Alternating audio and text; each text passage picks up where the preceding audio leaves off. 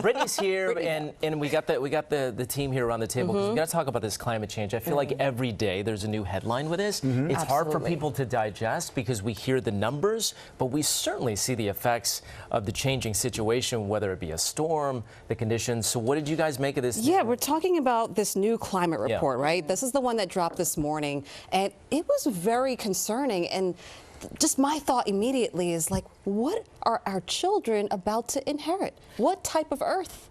Yes, it's really scary. So this White House report, it comes out, what did you say, last one was 5 years ago? Every 5 years, and it is, I think they did ramp up the tone on this. Brittany, what's your take, and then we'll chat it out. They did. I was going over, just doing a deep dive during the break, and the one headline that really just struck out to me was that the U.S. is warming faster than the global average, and the effects of climate change, they are just getting worse in every part of the country.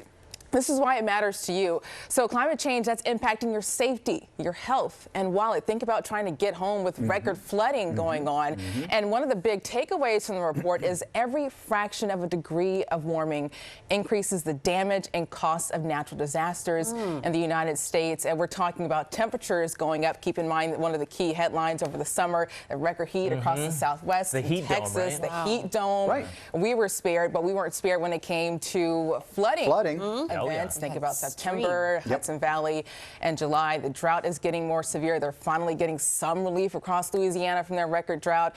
And greenhouse gases like carbon dioxide, methane are higher than ever. And those are released when fossil fuels like coal, oil, and natural gas are burned. Yep. So, and just another little addition here, and this is one of the things, I mean, yeah, we've been talking about this for 40 years, but to get the government to kind of put the strong spin on it when they try to make everybody happy most of the time is important that it came out this year. So 2023, we had 25 confirmed weather climate disasters where the losses exceeded $1 billion.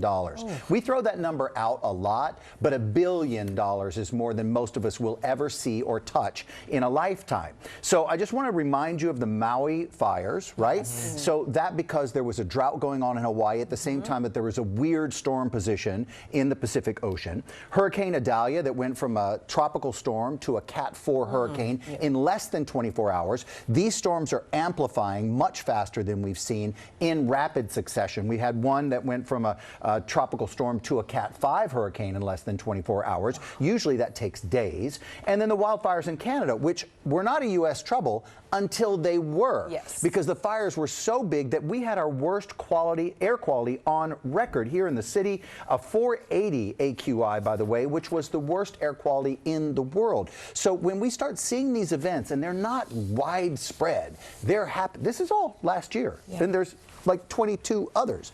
So when we start seeing these, we need to say, why is this happening? What can we do about it? We are responsible for handling a planet that is healthy to our children and our grandchildren, so let's get involved.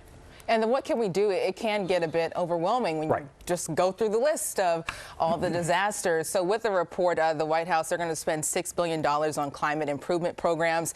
That also includes climate justice, which is one thing that we don't talk about a lot. As you think about climate change, natural disasters, they disproportionately impact these lower income communities because it's harder for them to prepare and also to recover from these disasters. And you just wonder, is it too late? It's not too late, and it's never going to be too late. It's too late to stop the damage that we have seen, right? So we can't help in Idalia. We can't help those people. We can't help the people in Maui. We can't help those people.